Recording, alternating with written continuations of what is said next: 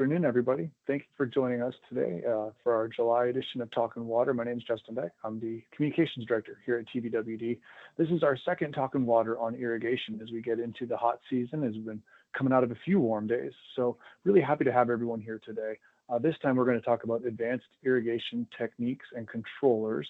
I'm really excited about this because personally I do own one of these, and I look forward to learning from our expert Steve Carper today on making sure I'm getting the most, and you are all getting the most out of your advanced controllers. So before we get started, we'll do a couple of ground rules. As always, these sessions are recorded. That's a great thing because then we can post these on our YouTube channel, and folks don't need to worry as much about taking notes in the moment. They can go back, you can watch these. If you're like me, you might walk around your yard and watch the video later on and listen to Steve's expertise and put it into action. Always, please make sure your microphone is muted, and we will do a Q&A towards the end of the presentation today. So please feel free to save those questions, or you can use a couple other features. We've got the raise hand feature you can use there. It's circled in red towards the left, and there's a Q&A option. It's circled in the red circle in the middle there. That way you can put those questions in at any time. We'll get to all your questions today, so don't feel rushed to get to those. We want to make sure everyone has a chance to hear from Steve, get their questions answered as they might apply to their home and their water system. So we can also call on folks during the Q&A. And if you have any accessibility needs, there's 3 dots on the lower left of your screen. You can click on those, looks like an ellipsis, and you can modify your viewing needs, zoom in, change different settings, contrast, things like that, to make the presentation easier for you to see without modifying it for anyone else. So I encourage you to do that if it helps your viewing experience. And as always, TBWD operates in an inclusive and discrimination-free manner, and we may exclude people who disrupt the events today. Without any further delays, I'd like to ask our presenter and our expert, Steve Carper, to take control, and I will join you all again toward the end of the presentation for the Q&A portion. And with that, Steve, please take it away, my friend. Thank you, Justin. Looks like I've taken control, and we'll click through the slides here. Is the view look good there, Justin? Yep, looks good to me, and you've taken control. Go for it. Outstanding. All right. Well, good afternoon, everybody, and thank you for joining us today.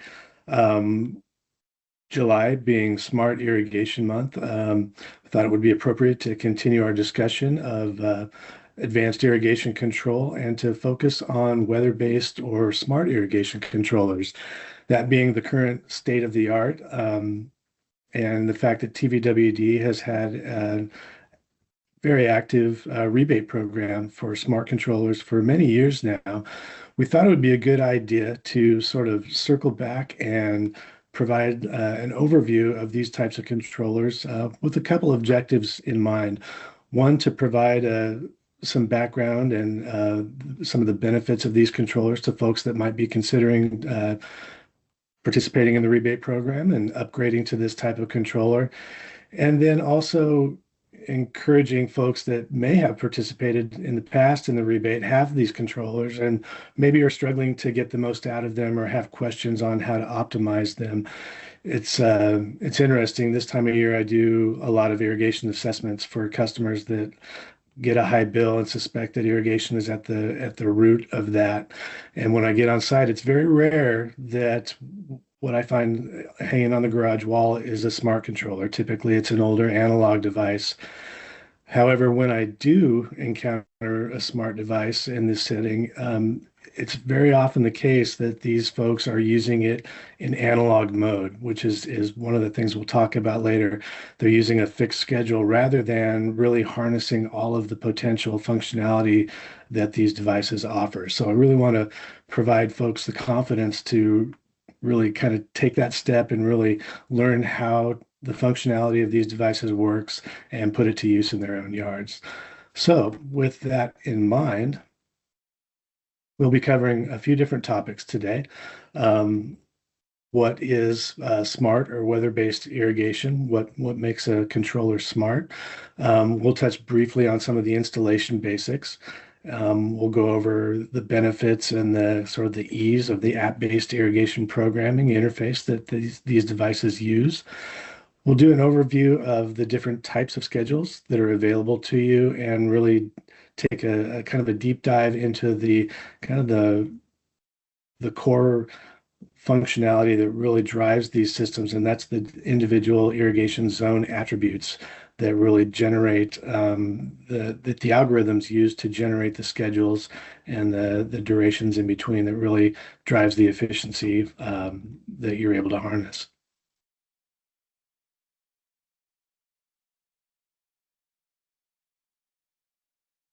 So what does make a smart irrigation system? One of the key things is that it's access anywhere, anytime. The fact that we're using smart devices, phones, tablets, and in some cases laptops, you're able to program, monitor, and adjust your schedule from anywhere. Super convenient. I can think of last summer we had a vacation and we were over in Montana and I was doing, check-ins and updates and modifications of my schedule from 700 miles away. So it's a really higher degree of functionality than we've ever really had before. The next thing is really cool integrations with a lot of common smart home devices that many folks use to make their lives easier. Alexa, Google Home, SmartThings, and many more. And really the core weather-based functionality, when it comes down to it, means we're not irrigating in the rain. The predictive technology prevents this type of watering, and it really is what drives the water savings and hopefully reduces the water bills as well. Typically, we think of the smart devices being inside the home, and these new controllers really help us bring that functionality out into the landscape. The other thing to keep in mind is with this type of controller, the weather-based functionality, you don't necessarily need a rain sensor. As we'll talk about in just a moment, the weather data really comes from a broad network of devices. So you don't need necessarily external sensors. You can add them on. It's another degree of locality that you can add on, but it's not a requirement. And then weather intelligence, as Rachio refers to their system, it also applies to freeze conditions, which we don't encounter too much during the irrigation season in our region, but more likely high wind conditions. So these are automated weather conditions that can drive irrigation delays so that we're not watering in adverse conditions, but primarily it's avoiding watering in the rain. One thing I'd like to touch on before I get too much farther in the presentation is that for the examples that we use, I'm going to lean pretty heavily, as we indicated in the invitation, on the Rachio platform. Again, we've had a rebate program for many years, and the Rachio controller has far and away been the most popular device in our rebate program by a factor of probably 3 to 1. Now, that said, that doesn't necessarily mean that we're recommending Rachio. The key driver of our rebate program and any of our products is the WaterSense label. And so any controller that you are comfortable with, it has the WaterSense label, which is back on slide number 4. It's that little green and blue water drop, similar to the Energy Star program, but it's for water. Certifies that products have been third-party tested for effectiveness and efficiency. So if any smart controller, again, that has that label will qualify for our rebate program, but just for the purposes of demonstration, reaching the most customers that have this platform, we're going to lean heavily on the Rachio platform. I will weave in a little bit of the Orbit Beehive. That's actually the device that I have at my home, and that's probably been the second most purchased device that we've seen come through the rebate program. So just touching on a little bit on the integrations and things that make these platforms considered what makes them smart. Rachio has the built-in integrations with things like Alexa, Google Assistant, Alarm.com, if this, then that, and Samsung SmartThings. And then considering the Orbit Beehive, very similar integrations, but one thing that sets the Beehive platform apart is integration with a device called Flume. And it's really interesting. It's you can see this image in the lower right-hand picture on the slide. It's basically a sensor that straps onto the water meter and takes a reading every 5 seconds and basically monitors the water use going through your meter 24/7. So it's a great leak detection, baseline water use information system that also happens to integrate with the app for the Orbit Beehive. And that's really why I made the selection to go with Orbit. It's now that I've been established with it and I'm comfortable with my baseline. I don't use it as much as I thought I might have, but it really is a nice way to get really detailed information um, on your system and how much water is actually being used.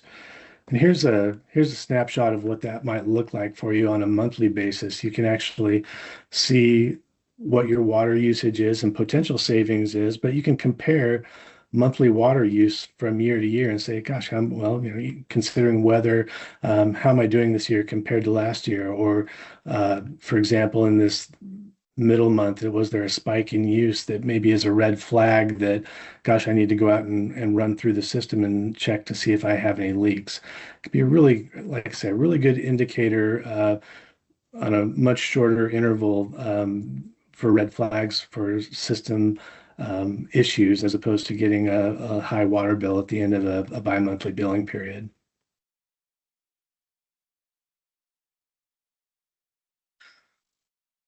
So how do these systems use weather data to drive the schedule? On the Ratio platform, they use what they call hyperlocal weather data sources. It's a network of over 300,000 personal weather stations, satellite data, radar data that they use to feed the algorithm that really drives the schedule development for that platform. They state that over 90% of their customers are within 1 mile of a local weather station. And most platforms also have the ability to self-select if you would rather actually go within the app and take a deep dive and select an individual weather station that's closer to your residence. You have the ability to do that. And in the case of Ratio, there is a device that you can purchase to install your own personal weather station on your site to get just the ultimate hyper-local weather data, just on-site weather information to get it just as accurate as possible. The Orbit platform defaults to what's called the ARIS weather network, which is essentially regional local airports using the weather stations there to pull that weather data. You can also switch over to what's called the PWS network, which is Personal Weather Station Network. And that's what I've done at my house. I've found one really close by, and I've been really happy with the results.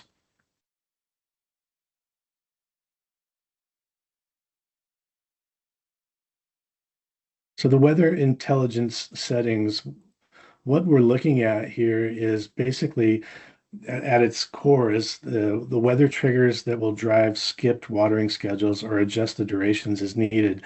The three key ones that we mentioned earlier are the rain skips, which prevent watering if the rain's predicted or has been recorded. So for example, if the forecast for the following day exceeds 70%, or say over greater than a quarter inch of rain has been actually measured in your area, the devices will generally send you a push notification saying, we're going to prevent watering the next day or for a set period, whatever the algorithm determines is appropriate based on the soil moisture calculation.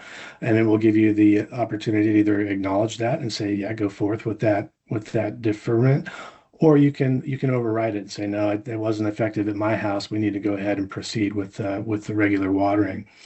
Similarly, there's also freeze skip and wind skip. Freeze is typically, it's either set at 32, I believe, on the Ratio, and I think on the Orbit, it's actually 37. So if you even approach freezing, again, which doesn't come up too often during the irrigation season in the Willamette Valley, but wind skip, if conditions are predicted to exceed 30 miles per hour, 20 miles per hour, somewhere in that range, and that's a parameter that you can set if you take a deep enough dive into the app.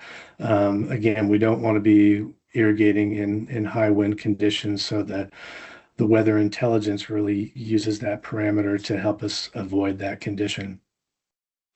Saturation skip, that's basically if based on the different parameters that we enter in, and we'll talk about the zone attributes, the variables that we enter into these controllers. The algorithm will calculate what the soil moisture conditions are, and if for some reason, based on the most recent weather conditions warrant, if that soil moisture depletion hasn't reached a certain threshold, then it's going to inhibit that irrigation schedule so that we're not watering when it's not necessary. For example, 2-3 weeks ago, we had a pretty good rainy spell there, and my system didn't irrigate for almost 2 weeks, which was pretty rare in June. But these systems do a really great job of calculating effectively what are those soil moisture conditions, and irrigating appropriately. Seasonal shift is a neat feature that within the Ratio platform that applies to their fixed schedule and what they call their flex monthly schedule. And it basically, those are sort of if you think about the schedule options that we're going to have in a good, better, best framework, fixed is sort of the good, flex monthly is better, and then what they call their flex daily is going to be the best, most efficient schedule application. The seasonal shift is sort of an automated adjustment to those good and better schedules that applies greater watering duration, and then applies either a longer or shorter duration in between waterings based on historical weather conditions. So even if you're not, using that best schedule for efficiency, the fixed and the flex monthly schedules are a step up from your typical analog, or what some folks are now calling the dumb controllers that we're trying to encourage folks to upgrade into the weather-based platform. So some controller installation basics, just to make sure folks are not intimidated by this. Really, if you have any DIY confidence, this is something that you can take on. It's not terribly burdensome. But the things you want to check for are your Wi-Fi signal, and typically what they say is that if your installation site out in the garage or just on the exterior garage wall, and that's, I would say, where you want to be the most careful and actually test it out. But they say if you can, from your device, watch a YouTube video consistently without much glitching or interruption, then your signal is going to be strong enough to consistently operate based on your Wi-Fi. So you're going to want to join the Wi-Fi network and follow the steps. Download the application, and on most of these platforms, I haven't encountered anything that isn't available both on the iTunes or the Android platform. You want to do your hardware installation, taking the old controller off the wall, and typically it's just as simple as removing the front panel and doing a disconnecting a low voltage connection on the controller. And there's generally very clear step-by-step instructions, the quick start guides, if you will, that come with these devices. Put the new controller up, attach the wire, reattach. It's a good idea to take a picture of your old controller and see how the wires are inserted, and then you can kind of duplicate the number on the valve so things get reconnected into the new controller in a similar order as they were on your old controller, and that way your valve numbering should be consistent with what you had previously and reduce the possibility of confusion or having to figure it out all over again with the new controller. Get connected to Wi-Fi, and then basically, follow the instructions on the app. You configure the software, set up your zones, create your schedules, and share access. And we're going to go through that third segment here in pretty good detail.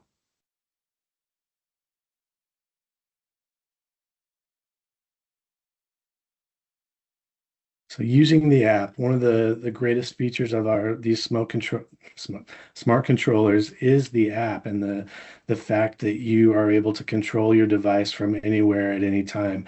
It's also the thing that I've appreciated about these systems the most is I do a lot of work on, and currently as a relatively new homeowner, I'm doing a lot of work on my irrigation system. And so the ability to basically treat the app like a remote control while I'm doing work on the system is super handy because you can basically be out physically at each zone and operate it. So you're turning it on if you need to flush the zone out before you put on new nozzles, or if you need to test out, is the glue holding on a repair job that I did.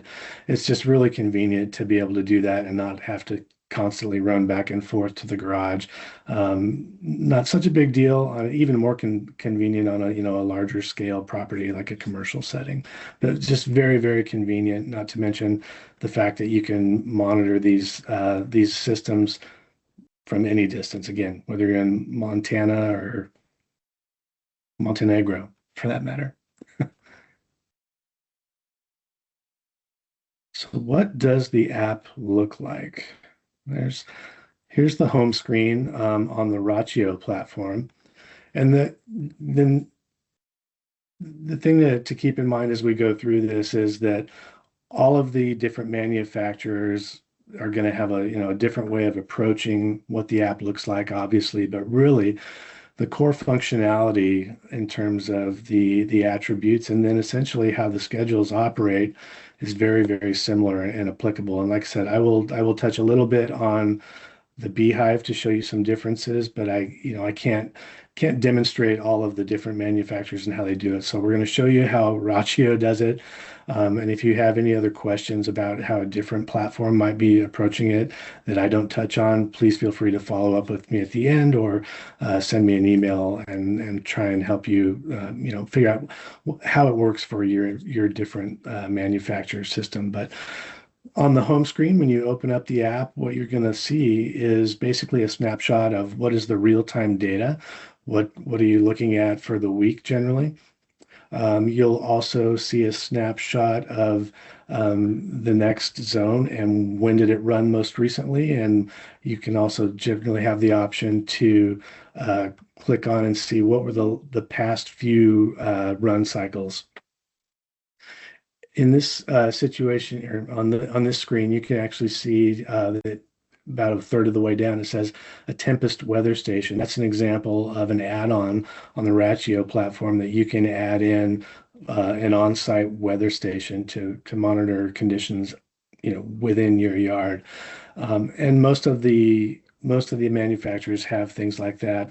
Sometimes flow sensing capability, which will actually, similar to the Flume device, will measure the flow through the meter and give you actual gallonage per cycle. And that's a really nice thing to have at your disposal. If not, what it's going to default to is it will show you the minutes of runtime. And that's what you're seeing down here. Now, this is an example provided from the manufacturer. So, 9,000 minutes, that's much, much higher than you're typically going to see on a real residential setting, but that's what it will give you. If you don't have a flow sensing capability, it's going to show you your usage in runtime minutes over here. And then over to the right, it's going to show you the avoided minutes. So it's the cycles that were skipped. What does that add up to cumulatively? And then generally on the home screen, you're also going to have a kind of a quick button here that will allow you to test run or do a test cycle of an individual zone. Just another convenience, so you don't have to dig too deep into the app if you're out in the yard or you just want to give the system a quick run because you feel like for some reason it needs an extra cycle of water, kind of like the manual cycle run on a traditional analog controller.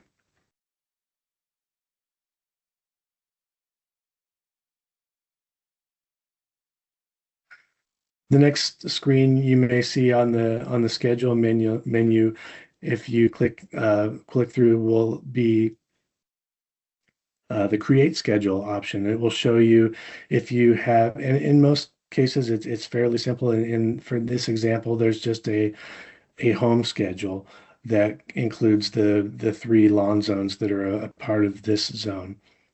If you were to click on the create schedule button, the next screen that you would see would be this schedule here that gives you the option to select whether you want to use the fixed schedule, the flex monthly schedule, which is going to create basically a prescribed monthly schedule based on the zone attributes that we will program in and historical weather data.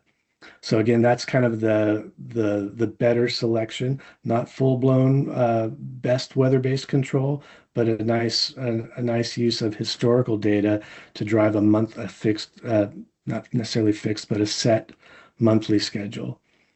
You also would have the option to do what they call a grow-in schedule, which is a situation, for example, if you have a newly seeded lawn or you're trying to establish new plants and you don't want to risk the investment that you've made by underwatering. New plants and seed obviously need perhaps multiple short cycles per day just to make sure that upper level of soil stays moist to get the roots established down deep, where then you can begin defaulting back to your typical schedules for more established landscape. And then your best option, your most efficient option, is going to be what they call a flex daily schedule. And that's basically going to be creating, evaluating weather data, comparing that to your zone attributes on a daily basis up to the hour before irrigation is scheduled to happen, to make weather-based adjustments and really maximize the water efficiency. If you're looking for maximum efficiency, your flex daily, or with the orbit, your smart scheduling is really what you want to go for. Once you've selected the type of schedule that you're going to use for an individual schedule, you want to go ahead and give it an appropriate name. And this is where, the high degree of functionality comes in with these controllers. Hopefully you have your yard what we call hydro zone, or the zones are irrigating plant material of a similar watering requirement. Now, often is the case, irrigation is far from a perfect science, and they're often built in a way where you're forced to try and irrigate different types of plant material. So what you're kind of forced to do is develop a schedule based on the most sensitive plant material, or another way to think about it is the plant material with the highest water requirement. So for example, if I have a zone that is watering both grass and shrubs, the turf is going to have a higher water requirement than the shrubs. So I'm going to want to label it and then enter the zone attributes later according to the turf, so that we're providing adequate water to the turf. And we may be overwatering the shrubs a little bit, but they're not going to complain as much if we're concerned about keeping the turf looking healthy and happy throughout the growing season. So that's kind of an example of some of the compromises you might have to make and some of the management decisions you may have to make as you work through the scheduling and the programming. So to ensure that you're not putting any of the plant material at risk of loss.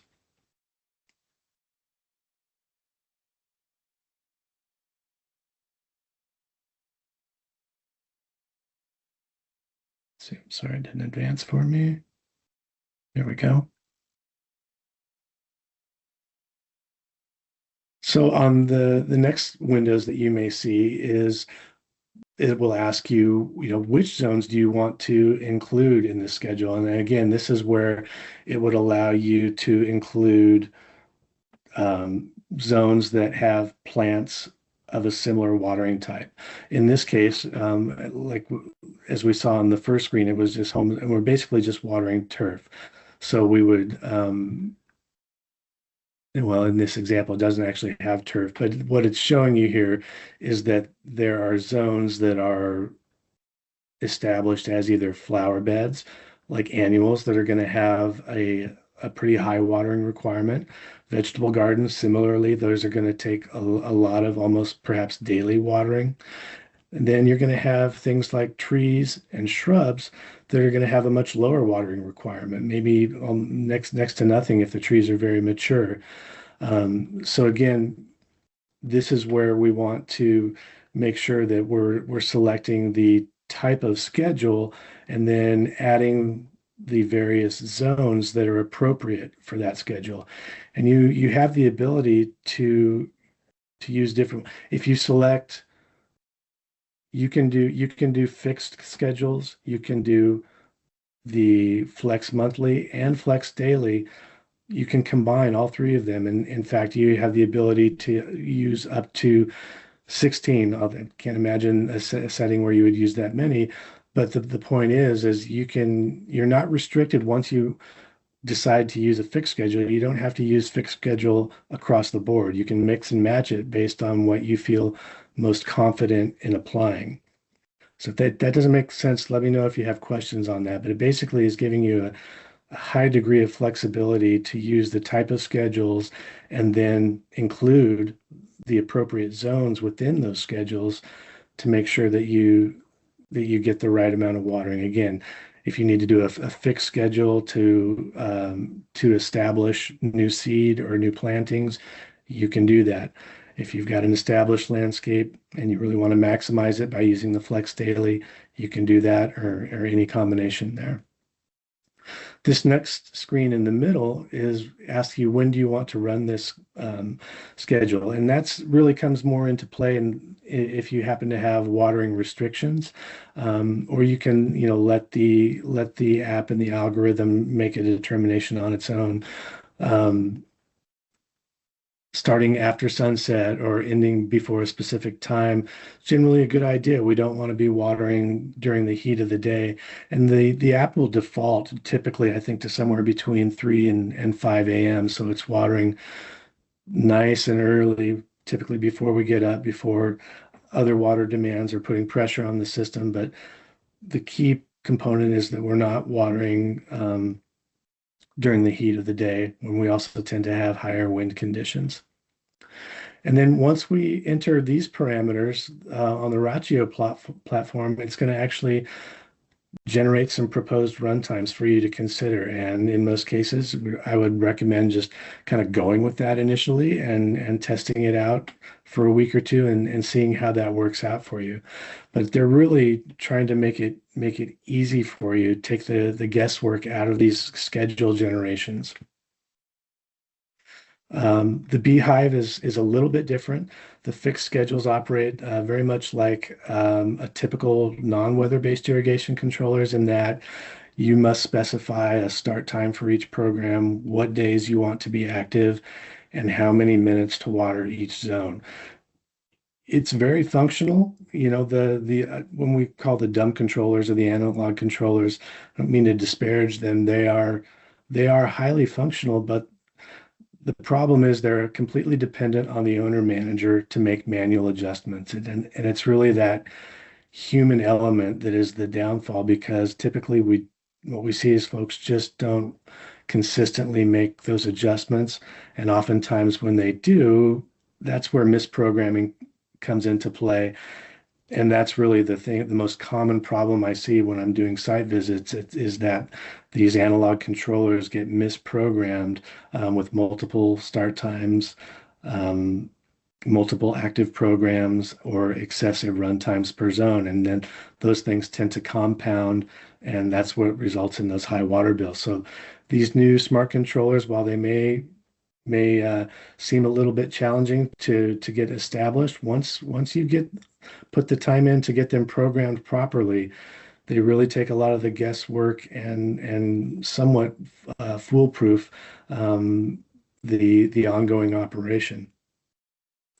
To finish up on the Beehive, there is a water budget feature for the fixed schedule that does allow you to do something similar to the seasonal adjustment functionality that the Ratio offers, and that's simply a feature where it's basically a sliding bar that allows you to, again, change the percentage, and it just applies that percentage to the watering schedule that you've created, again, on a fixed basis. So moving into the zones, let's see, did it update for me? There we go. When you select the zone tab at the bottom and you start to see the individual zones that are available that you've added, you're able to incorporate images for each zone so that you can easily identify, which area of the yard are we talking about. It's going to provide you with a snapshot that will tell you when was the last run for that zone and when was the next run. And that can be different for the various zones, again, because hopefully we're programming in zones that have different plant material, and therefore they have different watering requirements.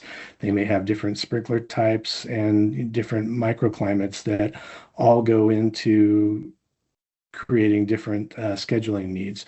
So again, this is just a nice snapshot of what's been the activity on the various zones in the smart controller.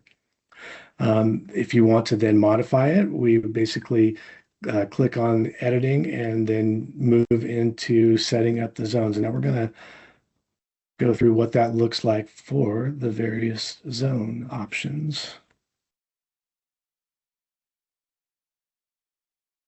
So when you click on the individual zone icon, it's going to take you to the basically the home screen for that zone.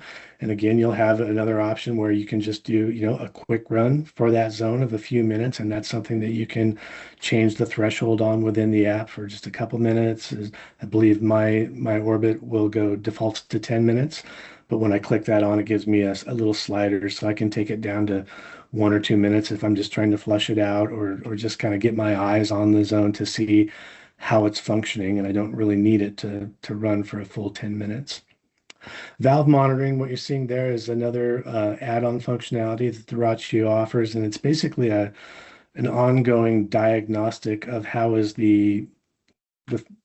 essentially it's the solenoid that controls the electronic valves that basically turns a valve on and off for individual zones. And it's a common problem or issue when you have leakage on a zone. It's because something has gone wrong with the solenoid and it's not quite closing all the way, or it's just staying open. This is a good tool that for your consideration that you can add on that'll kind of keep an eye on that functionality. It gives you a snapshot that tells you that zone 1 is included into Schedule A and Schedule B, and when those schedules are set to run. It gives us, again, a snapshot of what's been the usage on this zone in August so far. And also it gives you a snapshot of, again, what is the savings that we've occurred based on the weather intelligence functionality. And then below that, you can see, well, that the time saved is a result of 4 different times where, based on the weather information we've done, we've avoided these regular scheduled runtime.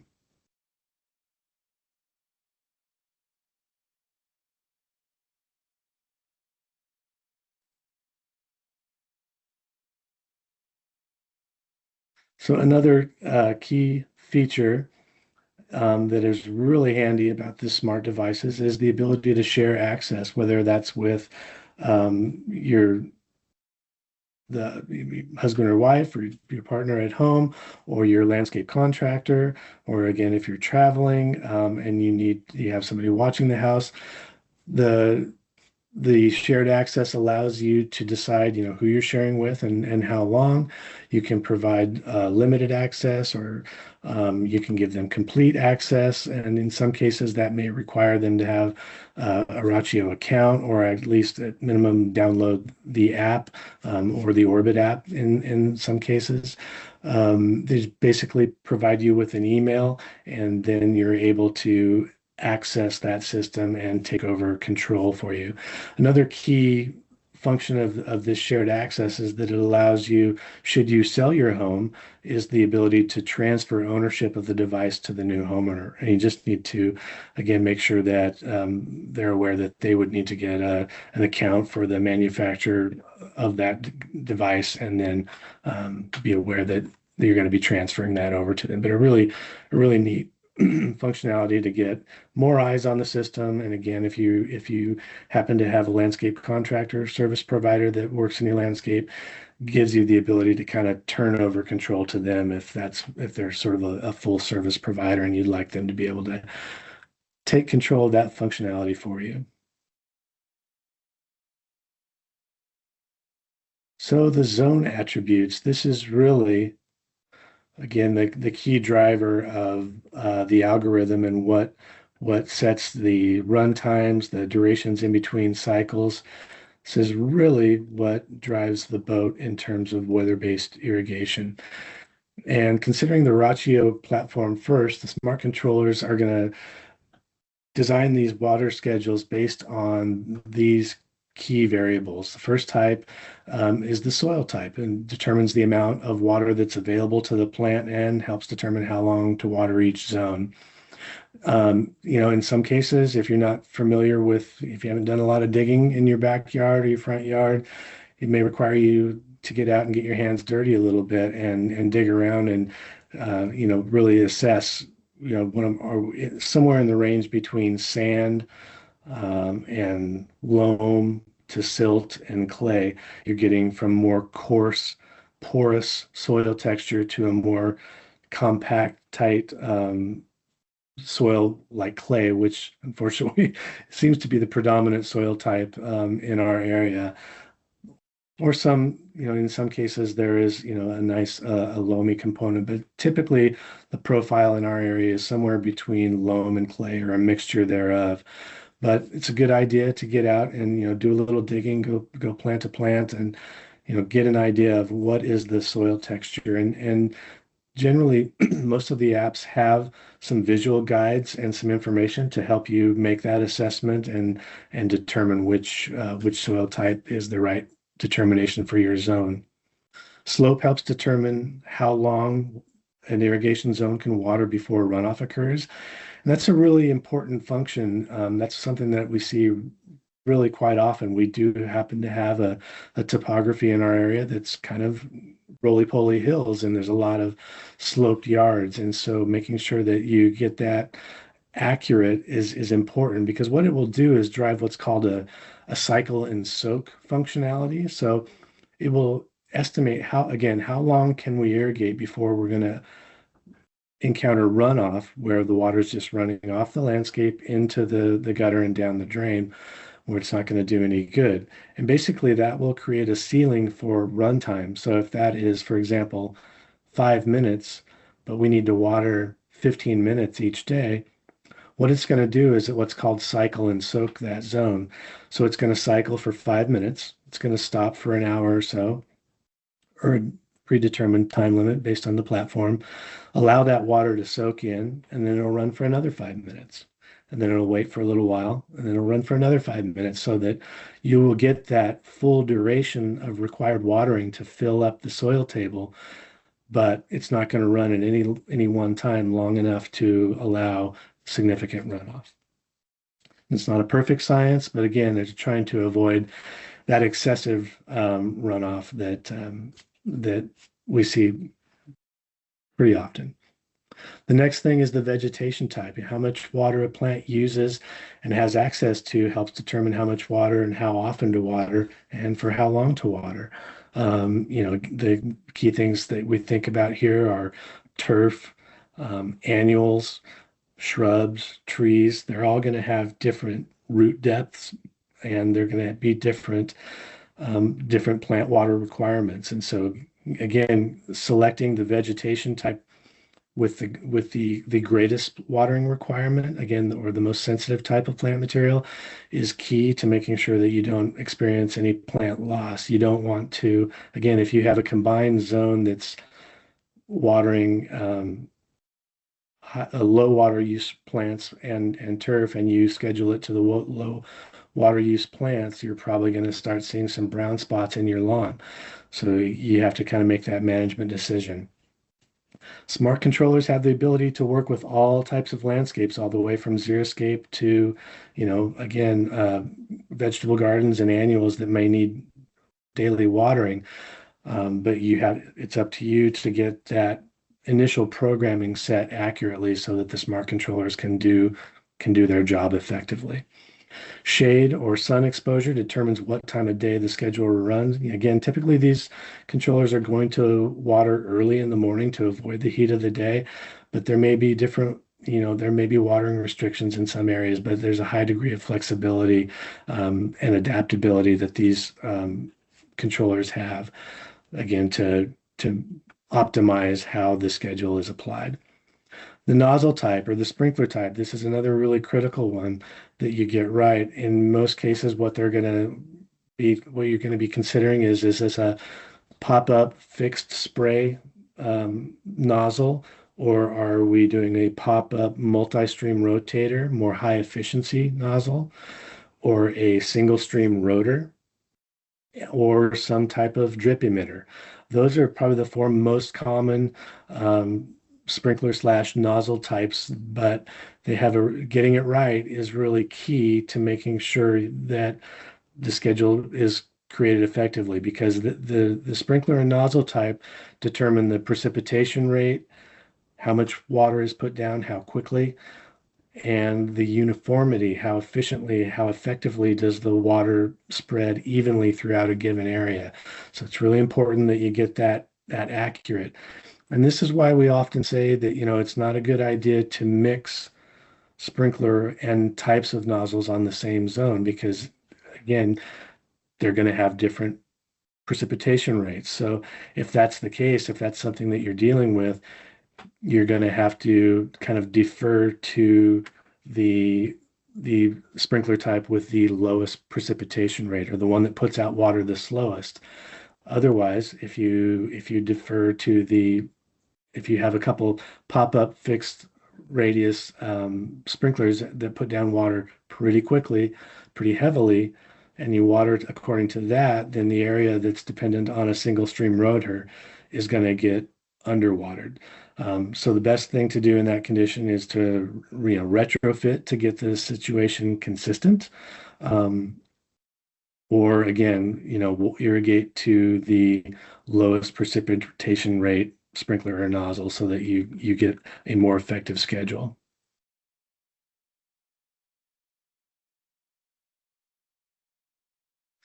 Looking at the beehive example here, you can see it's very similar. It has even a few more parameters that you can enter in. It asks you, how many sprinkler heads do you have?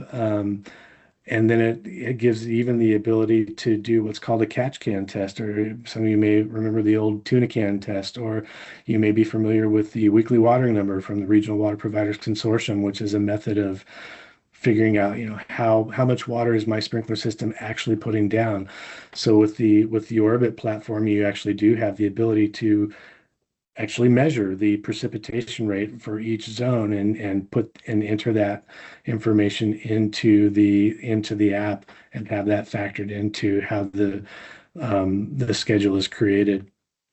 If you were to select the schedule adjustments and then go to this next screen on the right on the Orbit platform, this is kind of just a neat function. It will actually give you a snapshot of what are the seasonal adjustments that you're likely to see on this zone throughout the irrigation system season. In this case, what it's showing you is the full calendar year. So in my case, obviously, we don't do any watering at all, basically October through April. But then May through September, it shows you the projected intervals for this zone in between waterings, and you can see that gets reduced and then increases in the spring and fall months when there may be need for supplemental watering, but there's also effective rainfall that reduces that watering requirement. And then down below, it also gives you a snapshot of what are the projected run times and cycles for this particular zone. Now, don't don't consider this a recommendation. This is just, again, a calculation based on, what I happen to have for a particular zone. So what it's telling you is the minutes are going to be 21 minutes, and it's going to break it up into 3 cycles. Again, this is an example of that cycle and soak. So each time this irrigation zone runs, it's going to do 3 cycles of 7 minutes to achieve that full 21 minutes of required runtime. And then it's going to apply a duration. It'll be hopefully 3 to 4 days during the heat of summer in between run cycles to really, again, maximize the efficiency of my irrigating based on what real weather conditions are on the ground. So moving into looking at the various smart schedules, it really depends on, what is the priority for you. Fortunately, we don't have to deal with watering restrictions in our area. I'm knocking on wood. But are you establishing new plantings or seed? Is it more important for you to use water as efficiently as possible, or are you more concerned about, watering on a predictable regular schedule? These are the types of questions that you have to ask yourself to determine, what is going to be the right schedule for you. Looking at the fixed schedule, again, this allows you to water exactly, on the days that you want to water, as long as you wish to water. It's only going to do the intervals that you set with no variation. If you set it to run Tuesday, Wednesday, Thursday, it's going to run on Tuesday, Wednesday, Thursday. The nice thing is, again, that the Ratio system will actually incorporate the seasonal shift features, so it will modify the run times for you, but it's going to stick to the active days, the watering days, regardless. And the other weather intelligence features are also there by default. So the freeze skip, high wind skip are also available to you. So this is a step up from analog smart control, but it's, again, not necessarily the best or most efficient option. The next step up would be what's called the Flex monthly schedule on the Ratio platform. And this slide does a nice illustration of sort of the efficiency that you can achieve by allowing the system to apply a fixed monthly schedule based on historical weather conditions. But again, it's going to be doing pretty significant monthly adjustments, based on the historic weather conditions. So what this chart is showing you is sort of the blue area is the typical watering that we see with an analog system, where we turn it on, gets to a certain level.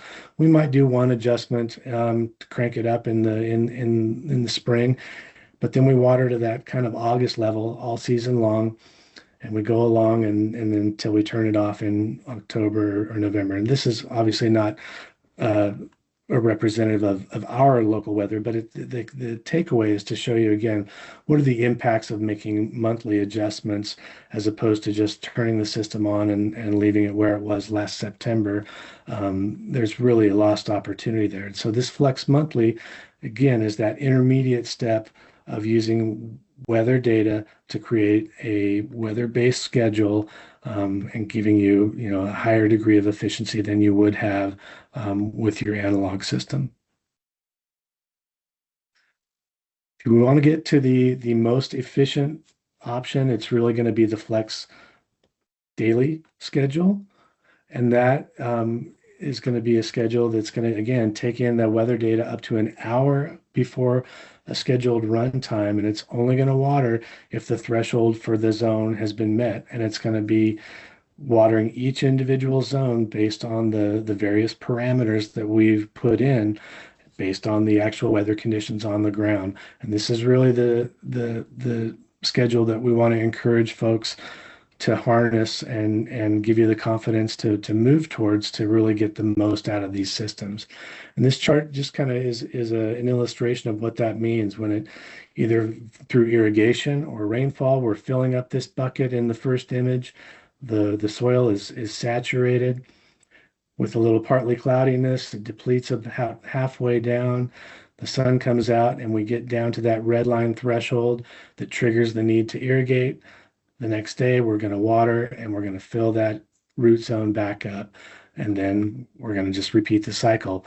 But it's really, again, letting the controller and the algorithm drive that schedule based on the the different zone attributes that we've included.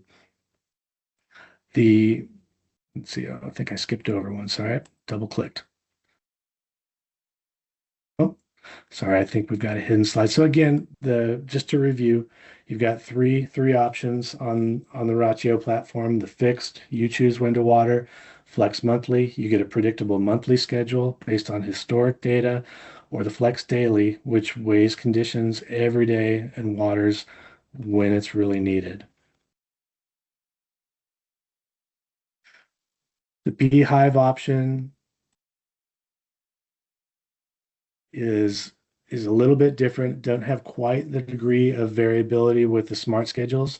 You're either on a fixed schedule, which is very much like the old analog controllers. However, it does still have that freeze, rain, freeze, and wind delay functionality.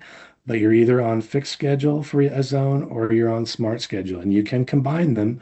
You can do smart on some zones and fixed on other zones. So it is highly functionable, and the smart control parameters for the Beehive are quite robust. So while it does seem like to be a little bit more simplistic, there is a high degree of sophistication that goes into the smart functionality on that. So it is a robust platform as well. So I think with that, I think it would be a good time to transition into any questions that folks might have, and then we'll mention what rebates we have available if there's any time remaining. Justin?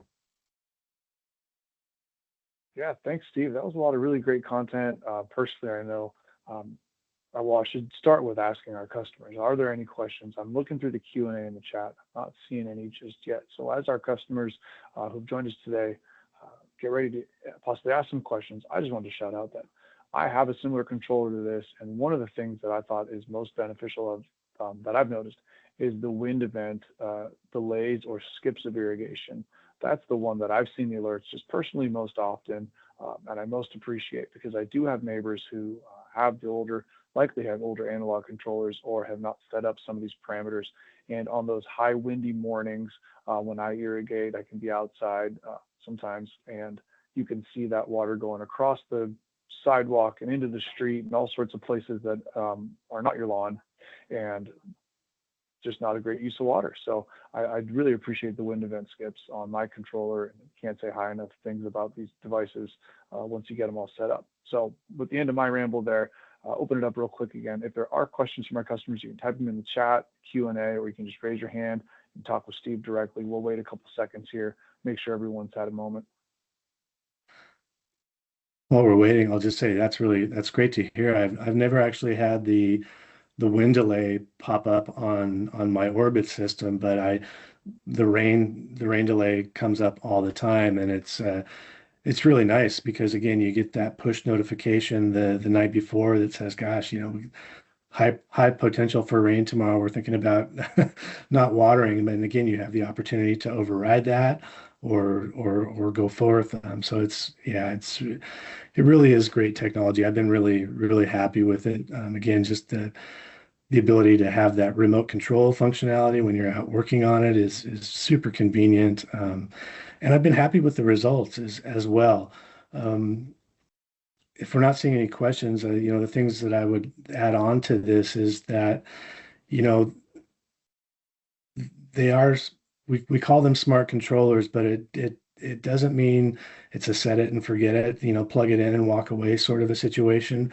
You do need to take the time to, read the manual, go through the information, make sure you get the thing set up properly. And then once you do, the first couple of weeks at least, if not the first season, really, try to pay close attention to it and look at the landscape. Is it doing what, are you getting the results that you were hoping for? And if not, go back to the basic settings, the basic zone attributes, and try and tweak those. Make sure you've got it set properly. And then, if that's not working, there are the advanced settings that you can dive into where you can actually go in and fine tune the efficiency a little bit, or you can, there really is a high degree of functionality, and that can be a little daunting. The other thing I would say is that, all of these platforms that I've seen have really pretty robust online support communities, if you will.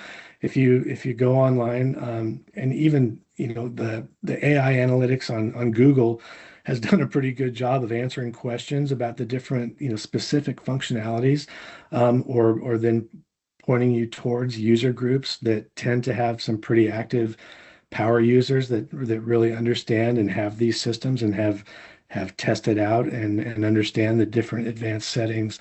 So there's lots of really good resources out there for you, but just really encourage you to, manage it fairly closely for a couple of weeks, and then you can feel really comfortable to kind of let it do its thing. If you add on some of the additional functionality like flow sensing, the ability to get notification when there may be a leak condition is also just really, really powerful. Yep. All right. Well, we're not seeing any questions, Steve. So why don't we have you cover the rebates, and we can let our folks here go back about the rest of their day. Sounds good. Well, again, thanks for joining us, everyone. Hope this was helpful. If there's anything I didn't cover, feel free to reach out. But just want to make sure that you are aware, again, that we do have the weather-based irrigation rebates, the $50 rebate for any qualified WaterSense labeled smart controller. And again, just because Ratio has been the most popular, that's not the only one that will qualify. Anything that has that WaterSense label that you see there in the middle of the slide will qualify for a TVWD rebate of $50 per unit. Also, be aware that we have the rebate for the multi-stream rotating nozzles, which are a great efficiency upgrade for distribution uniformity, can help you move that efficiency slider up a little bit and help reduce those runtime minutes. And then also I mentioned a lot of people have the condition where you're faced with, you've got rotors and pop-up spray nozzles on the same zone. If you do, these nozzles can be a great simple option to retrofit a fixed spray nozzle to a multi-stream rotating nozzle, and will sort of then put you on a more uniform precipitation rate with a single stream rotor. So then, as opposed to having to dig up and replace an entire sprinkler, you can simply replace the nozzle, get things much more uniform, and then have a much more effective irrigation zone. So with that, thanks again for joining us. Again, here's my contact information on the last slide. If there's any questions, any issues operating these systems, I'm always happy to help. So please do reach out, and happy irrigation month and good luck moving forward. Well said, Steve. Thanks everyone for your time today. We look forward to seeing you at the next edition of Talkin' Water.